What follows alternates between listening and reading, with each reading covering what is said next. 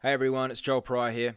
I've been busy developing yet another campaign, and as is always the case, whenever I finish building something, I like to do a walkthrough video to show other people what it is that I've been working on, how it works, and hopefully what it can achieve. So this is not a video for public consumption. If you're watching this, please don't share it too widely. This is primarily for people I've either worked with in the past or would like to work with in the future. So if you like what you see here, please reach out to me. This is hopefully, if all goes well, going to be something that no one person can manage. I want to get lots and lots of participants on board with this, so we need all hands on deck. So if you see potential in this, please don't hesitate to reach out. I would love to work with you. Um, what is it that we're working on? It's called the Declaration Project. This will make more sense as I walk through it. But basically what we want to do is we want to take people's stories and transform them into Commonwealth statutory declarations. As we all know, the misinformation, disinformation legislation is looming. The Labor Party is trying to push it through with urgency. And my concern is that all of these stories that we have from the pandemic, all the various ways that we were mistreated and coerced and violated during the pandemic, I'm very worried personally that that's going to be classed as misinformation very soon. And they're going to use that to sweep it under the rug and rewrite history and cover their ass and hide from accountability. So I want to take our stories, our very true, real stories, and turn them into something which is very hard to dismiss, and then basically back them into the corner with the truth. That's generally the idea of this campaign. But I'm going to walk through it and you'll see how it works for yourself. This is a testing server, but eventually this will be the main page of the campaign. So when they navigate to that, there's a tally over here on the right which keeps track of how many declarations have been created. This is just a dummy number at the moment. The real number is effectively 0 because it's not live yet. But there's a video here.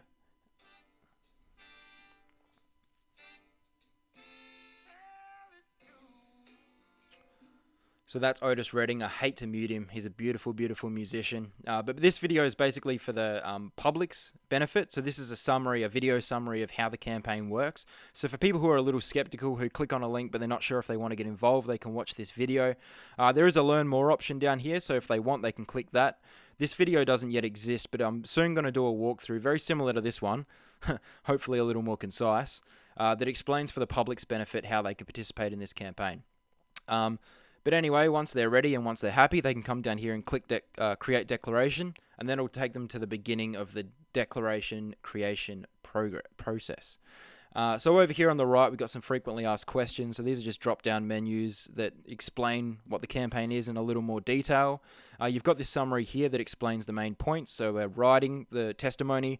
We're then using AI technology that I've created to turn that testimony into the Commonwealth Statutory Declaration, and you're about to see how that works.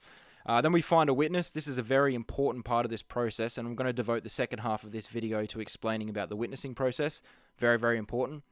And then finally, once we've got our stat decks, how do we come together and actually use them in a way that makes a real difference? So that's the broad overview. So when we're ready, we click Get Started. You've got to have some basic information in order for the declaration to be valid. So I'm just going to put in my details here. Phone number you can skip, that's optional. I'm going to put in a fake address. Now, obviously, when you do this in real life, you need to put in your real address, either your residential address or a work address, but it does need to be real. You can't fake that like I've done just now. But for testing purposes, it doesn't matter. There's employment section, which is also compulsory. If you don't mention your employment, it will just default to unemployed. Otherwise, you can go yes and enter in your occupation, or go no, in which case there's a drop-down menu with a few different options there. But I'm going to say yes, I'm a software engineer. So this is in many ways the most important part of the whole process. This is where you tell your story. And we don't want people to be thinking like lawyers. We don't want people to actually try and create a stat deck in this part of the process, because that all comes later. The AI takes responsibility for turning it into a statutory declaration. So this is just you telling your story in your own words. Now, what are you telling a story about? Primarily, we're going to encourage people to talk about their experience of the COVID-19 pandemic. There are so many, like a troubling, disturbing amount of stories out there of people who are either vaccine injured, who know of someone who's vaccine injured, who lost their job, or their business or their career due to the lockdowns, families who were torn apart by the border restrictions, people who were peacefully protesting and assaulted by police. There are so many stories out there. It's just tragic. And so we want to get those stories, and we want to do something with them in a way that's very hard to ignore. So that's kind of the point of this here. There's a little sidebar on the right saying, what should I write?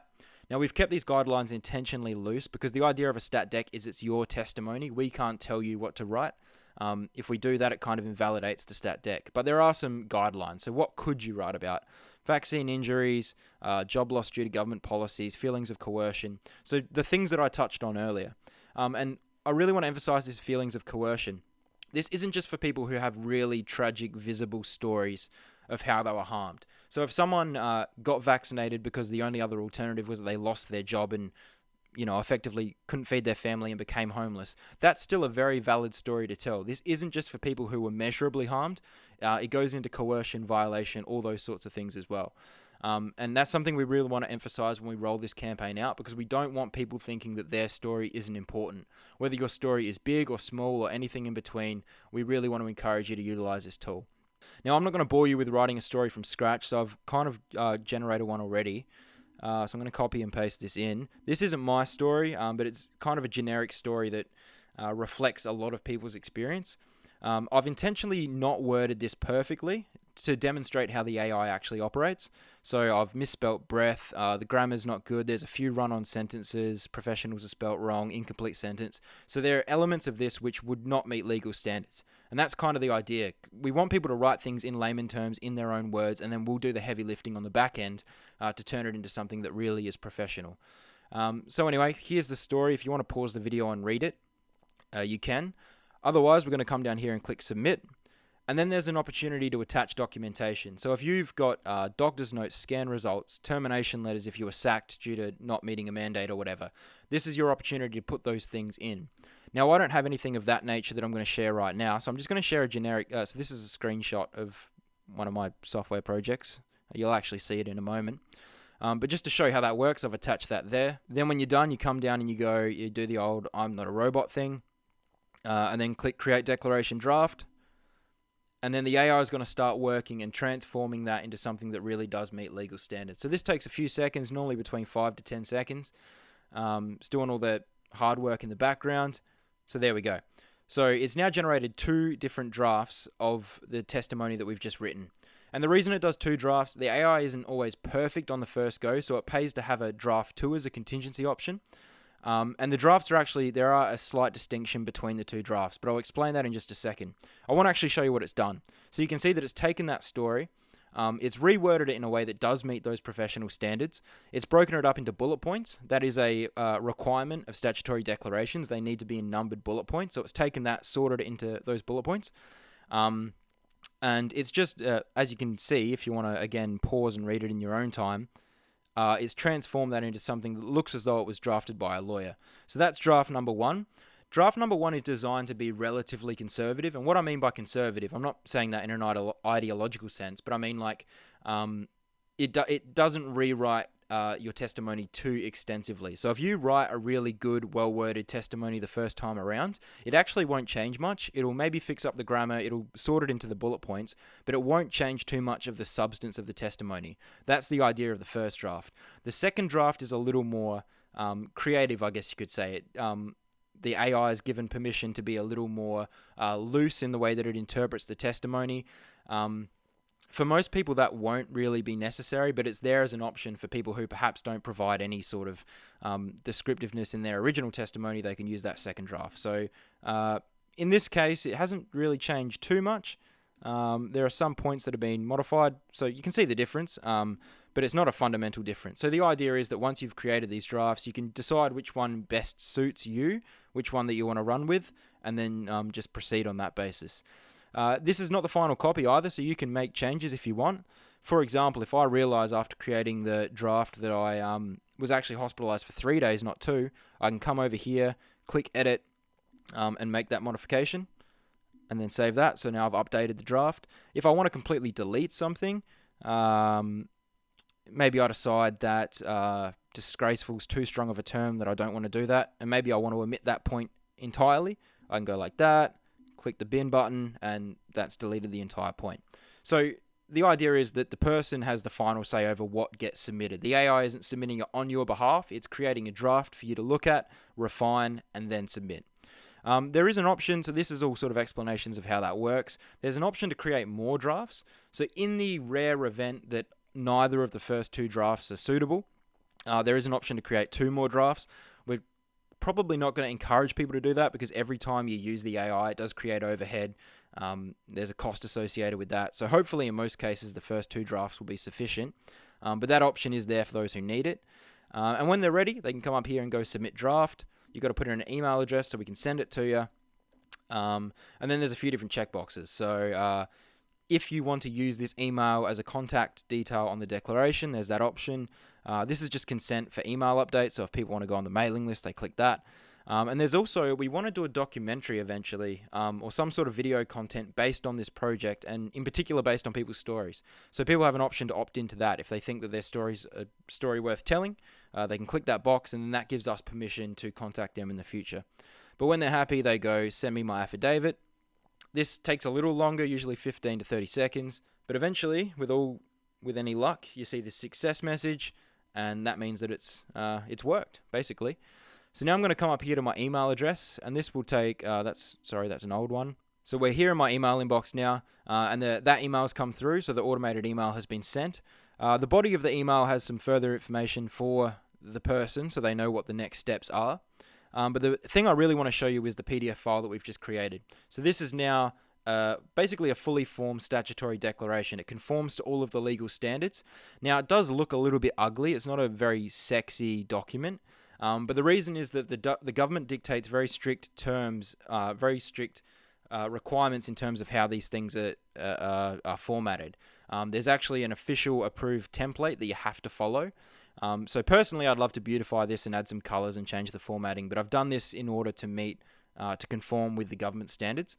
But the important thing is to put all the information in. So everything that we just wrote before, my occupation has all been put in there, and then that's the really important point there. That's the declaration that we just created. So you can see that it's in those numbered points exactly as we left them. It is updated.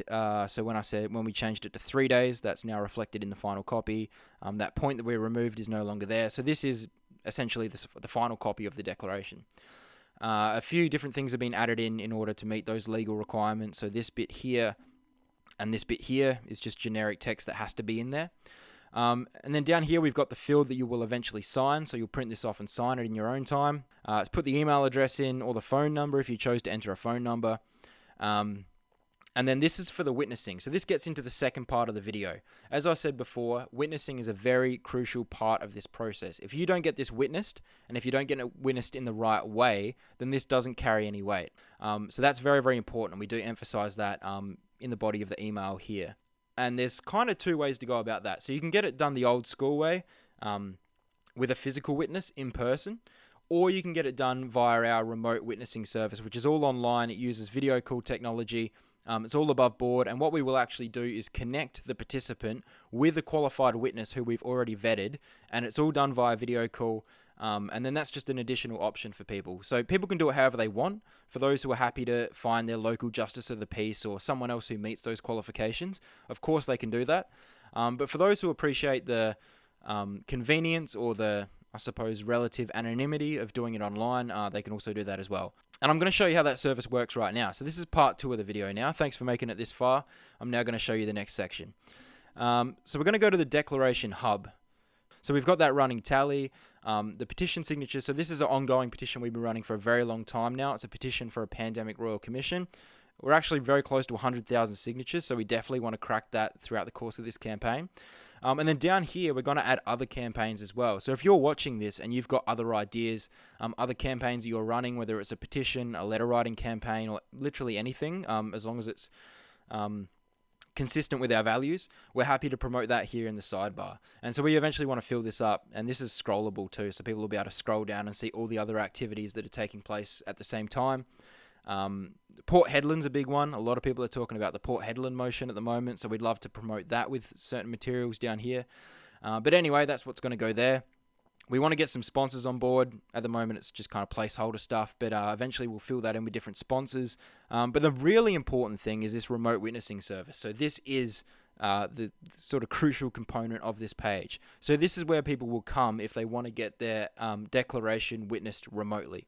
So how does that work? We've got our database of witnesses. We're still taking people on board. So if you are someone who meets those qualifications, please reach out to me. We'd love to have you on board as a witness.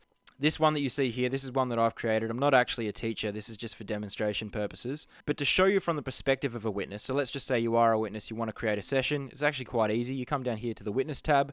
I've already registered. My account's already been approved, so I've got this witness ID here. Click load profile. It's preloaded with all my information, my electronic signature. And if I want to schedule a session, I go get started. It's really easy. You just put in a day, time, duration, and then that's that. And this is one that's active right now. Created at 11:45. It is currently 1:30 in the morning. So if I sound a little delirious, that might be why. But I'm going to join this call. So we basically created an alternative to Zoom. And that's what we're going to be leveraging in order to do the remote witnessing. So remember, we're looking at this now from the perspective of the witness. So you're a witness, you're about to create a session, or you have created a session, you're about to activate it. You come here, you go manage queue, activate your session, and you've just activated your session. So now I'm going to go to a different browser. So now I'm looking at this from the perspective of the person who just filled out their declaration and they want to get it signed remotely. They come down here and they can see that we've activated this session now. So Joel P, the teacher, the session's got another 2 hours to run. The session's active. It's accepting people to join the queue. So what I'm going to do is I'm going to come here and enter my declaration ID. My declaration ID came in the email that we received before.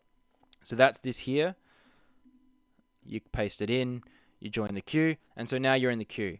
If I jump back to the witness's perspective, they can see that that person is now added and in the queue and ready to invite. So if I'm ready to do that, I come over here and click invite. From the participant's perspective, they've got this join session button.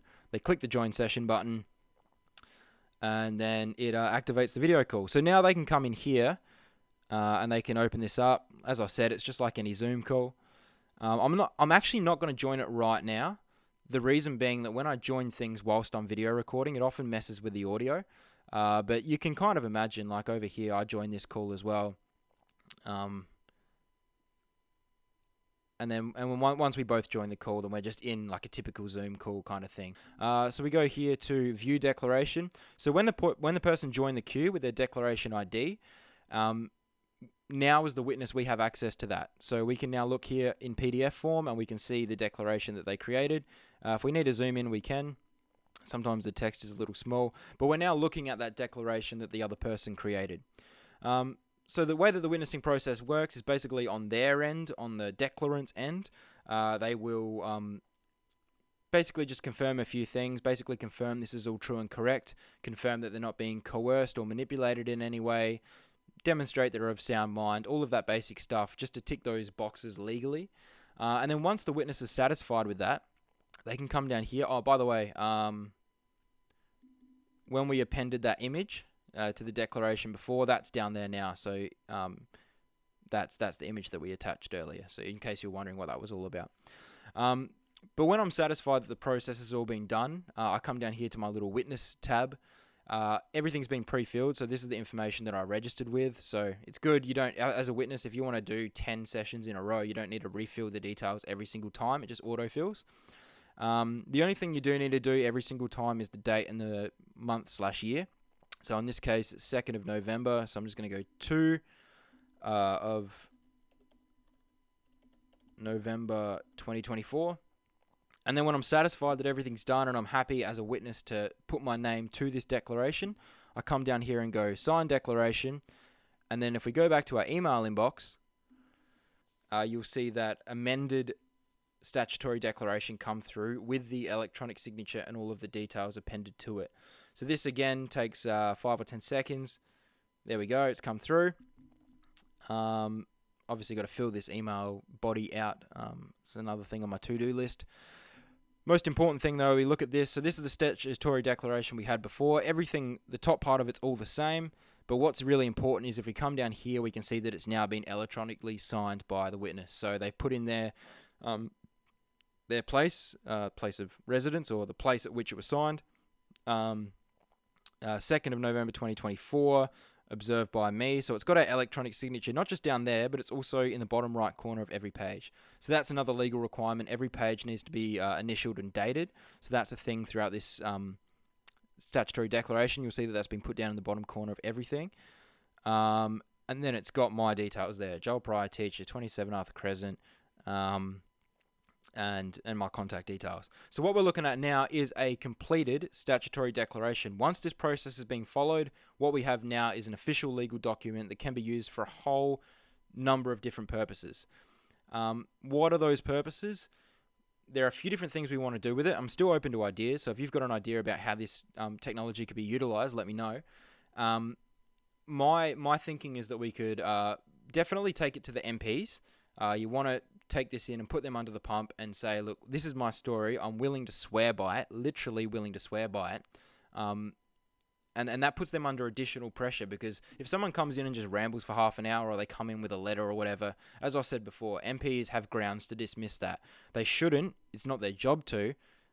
They have a moral obligation to take that seriously, but legally they can dismiss that because it doesn't have any legal standing.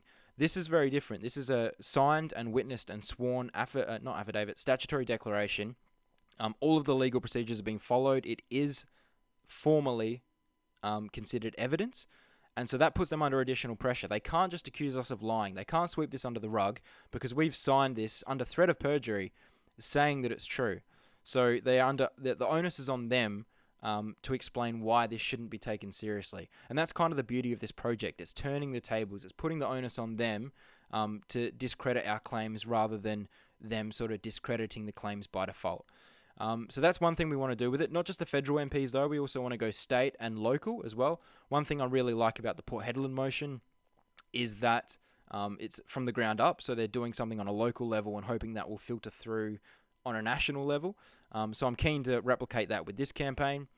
We want to go to the media as well. So media is a big one, particularly the ABC, because people forget the ABC's got an obligation, a chartered obligation, to report issues that are in the public interest. And this is in the public interest. If we can get hundreds or even thousands of stat decks where people are swearing to a really negative experience as a consequence of government policies, then the ABC is obligated to report on that. And again, they haven't reported on it in the past because they've always been able to say, oh, it's misinformation, it's not true, it's a conspiracy theory, whatever. But once we've got these stat decks, then we've got legal grounds to turn around and say, no, this is true. We have sworn to this. We are swearing that this is true. So you can either disprove us or accuse us of perjury, but you can't just dismiss us because we've gone to all this effort and we've got the legal standing now, which we didn't have before. So we want to take the fight to the ABC in that regard. And then it doesn't have to stop with the ABC either. All of the mainstream media, all the News Corp publications, 9 News, everyone, all across the board, local newspapers. Once we've got these stat decks, there are limitless opportunities to use them. But it's all in service of the same ultimate goal, which is to push back against this idea that our stories and our testimonies are misinformation. Because make no mistake, that's where they're going with this. That is the intended goal of this misinformation legislation. They want to have grounds to dismiss everything we say until the end of time under the guise of combating misinformation. And if we allow them to do that, we allow them to rewrite history. They'll completely cover their ass. They'll shield themselves permanently from accountability. They'll skew the public discourse and will be forever at a disadvantage. So this is the opportunity now. We need to seize it, to elevate our stories, to really go on the offensive, and at the same time to give ourselves a layer of legal protection where if they do try and ignore us and if they do try and accuse us of misinformation, we have this sworn and witnessed document that we can fall back on to say, no, we have grounds to say what we're saying.